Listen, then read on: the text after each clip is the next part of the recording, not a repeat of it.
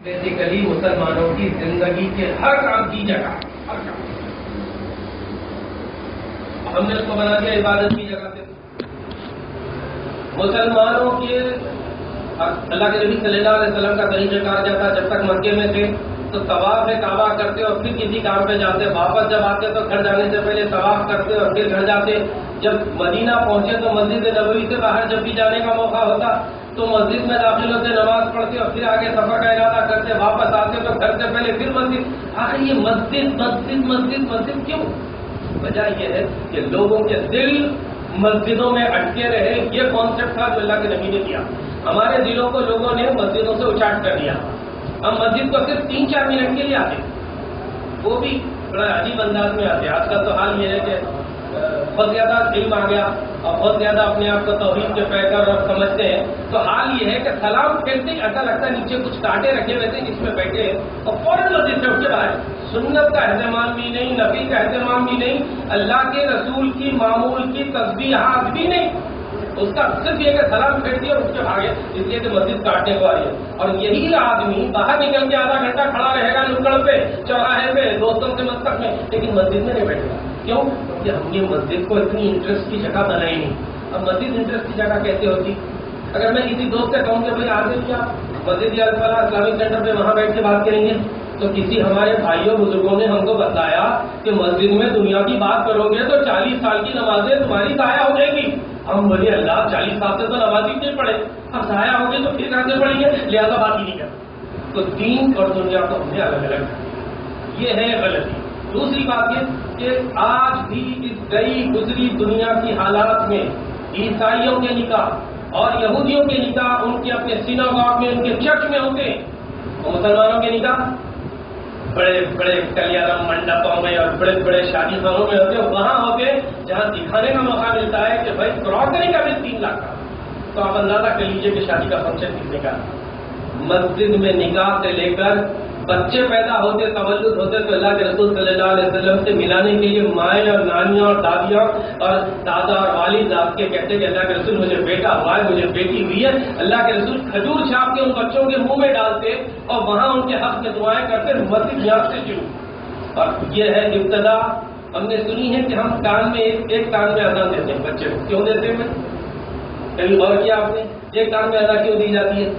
کچھ صحیح روایتوں سے یہ بھی ہے کہ بائیں کان میں اقامت ہے، لیکن ایسا نہیں ہے، صرف ایک ہی کان میں اذان ہے۔ یہ اذان سنی تھی اور زندگی میں اس کا جو وقفہ ہے، اسپین آف لائف ہے، وہ اذان سے نماز کے درمیان کا وقفہ ہے۔ کتنا وقفہ ہوتا ہے اذان کے بعد نماز کے لیے؟ 15 منٹ، 20 منٹ، 25 منٹ، اتنا ہی وقفہ ہے جو مجھے اور آپ کو زندگی میں ملا۔ اذان وہاں دی گئی تھی اور پھر مسجد ہی میں آ کے آخری نماز پڑھنا ہے، جیسے پردے کفایہ کہا گیا۔ اگر محلے سے کوئی ایک آدمی بھی نہ پڑھے تو پورے محلے پر اللہ کا جانب سے عذاب اور گناہ کی بات ہوگی کہ انہوں نے مسلمان کے نماز جنازہ کی نماز نہیں پڑھی۔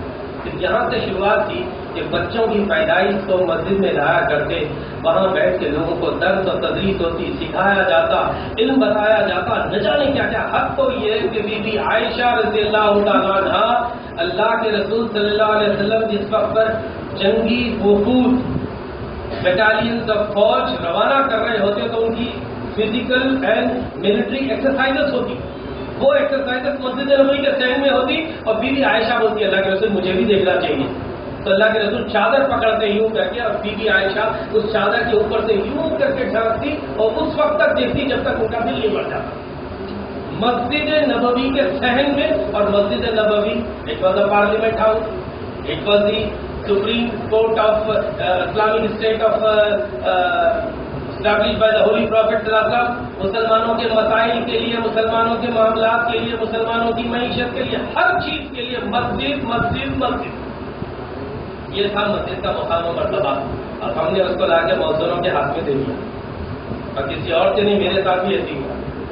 عشاء کی نماز کسی دن ذرا سا دیر ہو گئی تھی اور میں لیٹ پہنچا، تو میرے ساتھ اور بھی کچھ لوگ وضو بنا رہے تھے، اور میرے آفس کے سامنے مسجد ہے۔ تب ہم نے دو لوگوں نے کہا جماعت بنا لیں گے، میں نے کہا چلیے بنا لیتے ہیں۔ جماعت بن رہی، اب نماز پڑھی رہے اور مؤذن صاحب چابیاں ہلا رہے تاکہ نمازیوں کو معلوم ہو لیٹ ہو رہا ہوں، میں ڈالا ہے ٹیوشن پڑھانے کے لیے، اور اس بیچارے کو ایک خفر ڈالے مسجد پر بھاگ جائے۔ اللہ کے واسطے کم سے کم ایسا مت کیجیے، یہاں مسجد اور میں دیکھتا ہوں کہ دیہاتوں کی مسجدوں میں کم سے کم کچھ پورشن تو وہ ہوتے ہیں ایک دو سب کے. اور اگر آپ کیرلا اور تمل ناڈو جائیں تو وہاں ہائی ویز پہ مسجدیں ہوتی ہیں, مسافروں کے لیے وہاں بیٹھ کے کھانے کے لیے استعمال ہوتا ہے, ضرورت سے فارغ ہوتے ہیں, وضو بناتے ہیں, نماز پڑھتے ہیں, اور ایسا لگتا ہے کہ چن کے بنائے ہیں انہوں نے مسجدیں تاکہ لوگ راستے سے کبھی گزرے تو ان کی کوئی نماز مس نہ ہو ہائی وے پہ کی. یہ ہے احساس کہ میرا اور آپ کا دل مسجدوں سے اٹکا رہے. اگر یہ احساس باقی رہے گا تو پھر ہم مسجدوں کو آباد کرنے والے. ورنہ ہم جانتے ہیں کہ کل 6 دسمبر جس کو ہم بلیک ڈے کی حیثیت سے سارے ہندوستان میں جان کے مانتے ہیں, ہم یہ بھی جانتے ہیں کہ وہ سانحہ جو کبھی بلایا نہیں جا سکتا ہے, وہ سانحے سے اگر میں اور آپ فیوچر میں کبھی اس ملک میں کوئی مسجد شہید نہ ہو, یہ احساس, یہ ارادہ, یہ خیال ہے, تو ہم کو چاہیے کہ سب سے پہلے خود آ کے مسجدوں کو آباد کریں.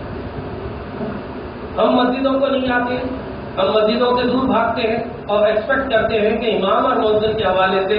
ابھی یہ قالین کو دیکھ کر مجھے احساس ہو رہا تھا, مارکس حیدرآباد کے آؤٹ اسکرٹ میں محلہ ہے, کتنی ایک نہیں درجنوں مسجدیں ہیں جس مسجد میں مؤذن صاحب مائک میں اذان دے کے دروازے میں کھڑے ہوتے ہیں. اور ایک روز میں پہنچ گیا, ایسی راستے سے گزر رہا تھا کسی کام سے, تو مؤذن صاحب کو السلام علیکم آئیے, ایسا لگا تو کوئی جان پہچان کا آدمی. میں نے کہا نہیں, نماز کے لیے. بولے میں آپ کا انتظار کر رہا تھا. بولے کیوں؟ بولے 2 آدمی میں تو جماعت بنتی نا, اکیلا کیسا جماعت بناؤں گا؟ 30-40 لاکھ کی مسجد ہے اور 2 مصلی نہیں, تو فجر میں تو بخل ہوتا ہے. دادا اگر یہ کریں گے ہم تو وقت دور نہیں ہوگا کہ مسلمان بجائے کتنی بھلے کتنی ہی بڑی تعداد میں ہو. آج ہماری دنیا میں تعداد 100 سے زیادہ کروڑ مسلمان ہیں, لیکن ہمارا وطن سمندر کے چھاگ کی مانی کوئی وطن نہیں ہے, بے وطن. UN میں ہمارے فیور کی کوئی چیز نہیں بنتی, جو کچھ قراردادیں پاس ہوتی ہے وہ سب مسلمانوں کے خلاف. حد تو یہ کہ مسلمان مستحق نہیں, مسلمان ایک دوسرے کا دشمن بنا ہوا ہے, مسلمان ایک دوسرے کے گلے کاٹنے میں لگا ہے, اور مسلمانوں کو کاٹ کے پھاٹ کے رکھا گیا کہ تم فلاں مکتب کے ہو, فلاں مسلک کے ہو, فلاں کے ہو, فلاں کے ہو, فلاں کے ہو.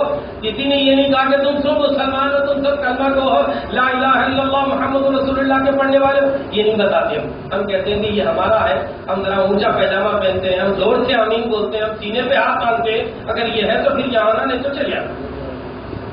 ایسا کم سے کم اس مسجد کو الفلاح مسجد اور اسلامک سینٹر کو نہ بنایا, اس لیے کہ یہ امت مسلمہ کے لیے اس کے دروازے ہمیشہ کھلے رہے. آخری بات جو کہنی ہے وہ یہ کہ جن لوگوں نے کوششیں کی, چاہے وہ رفیق بھائی کی جدت ہو جہاں سے شروعات ہوئی تھی اور جہاں ہماری ڈرائنگیں تھی اور جہاں لوگوں نے تعاون کیا, جس کسی نے بھی اس تعمیر میں حصہ لیا ہے, اللہ ان کو اپنی شایان شان, اپنی عزت اور عظمت کے مطابق جیسی کہ اس کی عظمت اور عزت ہے ساری زمین اور آسمانوں پہ, اللہ ان سب کو اجر عظیم عطا فرمائے. اور اے الہ العالمین, جو لوگ یہاں اس ارادے سے آئے ہیں مسجد کے افتتاح والے دن آج جمعہ کی نماز کے حوالے سے, اے اللہ ان کی زندگیوں میں عظمت مسجد بتا دے تاکہ یہ اس کے بعد مسجدوں میں ان کا دل لٹتا رہے. اللہ کے نبی نے کہا کہ ان لوگوں کو اللہ کے عرش کا سایہ ملے گا جس کا دل مسجد کے ساتھ اٹکا تھا. اللہ کرے کہ ان نوجوانوں کو بالخصوص ریٹائرمنٹ کے بعد تو گھر میں بھی بڑا مسئلہ ہوتا ہے, بیگم صاحب بولتے کہ نہیں کی گڑبڑ کر رہے تم جاؤ مسجد کو مؤذن کو ستانے کے لیے.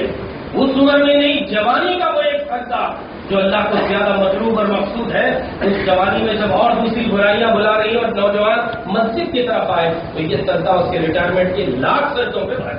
اللہ کرے کہ مجھے اور آپ کو اپنی جوانی میں, توانائیوں میں, نمازوں کو بھرپور انداز میں اور اس کی اصل روح کے ساتھ, اس کی اصل فکر کے ساتھ. نمازیں اب بھی پڑھ رہے ہیں لوگ لیکن روح نکل گئی, روزے اب بھی رکھ رہے ہیں لوگ لیکن روح نکل گئی, تلاوت اب بھی کر رہے ہیں لوگ لیکن روح نکل گئی. روح نکل گئی تو پھر کوئی فائدہ نہیں. اللہ کرے کہ ہمیں اس روح کے ساتھ نمازوں کو ادا کرنے والا اور اس مسجد کو آباد رکھنے والا, اور اس کے ذریعے سے اسلام کا پیغام اس خطے میں, اس ضلع میں اور اس علاقے میں, اس اسٹیٹ میں, آندھرا پردیش میں اللہ یہاں سے ہوائیں چلا دے. اللہ تعالی ہم سب کو اس بات کی توفیق عطا فرمائے کہ نمازوں کی پابندی ادا کرنے والے ہوں, قرآن کی تلاوت کرنے والے ہوں. اللہ ہم سب سے تو راضی ہو جائے, اللہ ہم سب سے راضی ہیں. اللہ ہماری خطاؤں کو درگزر کرے, گناہوں کو معاف فرما, ہم سب کی مغفرت کر دے. اللہ ہمیں جو لوگ تجارت پیش ہیں ان کی تجارتوں میں برکت عطا فرما, جو لوگ کاروبار میں لگے اللہ ان کی کاروباروں میں برکت عطا فرما. اللہ ہماری ہماری بیویوں کو، ہمارے بچوں کو، ہماری آنکھوں کی ٹھنڈک بنا دے. اے اللہ ہماری خطاؤں کو، گناہوں کو معاف فرما، درگزر فرما. اے اللہ ہم کینہ، کپٹ، حسد، جلن، نفس جیسی گھٹیا بیماریاں اگر ہوں تو اے اللہ اسے دور فرما دے. اے اللہ امت مسلمہ کو ایک پر نہیں بنا دے. ساری دنیا میں اسلام کا بول بالا فرما. اے اللہ وہ تمام لوگ جو اسلام کے غلبے کے لیے کوشاں، اے اللہ انہیں فتح، نصرت، کامیابیاں، کامیابیاں عطا فرما. سبحان ربک رب العزت عما یصفون وسلام علی المرسلین والحمد للہ.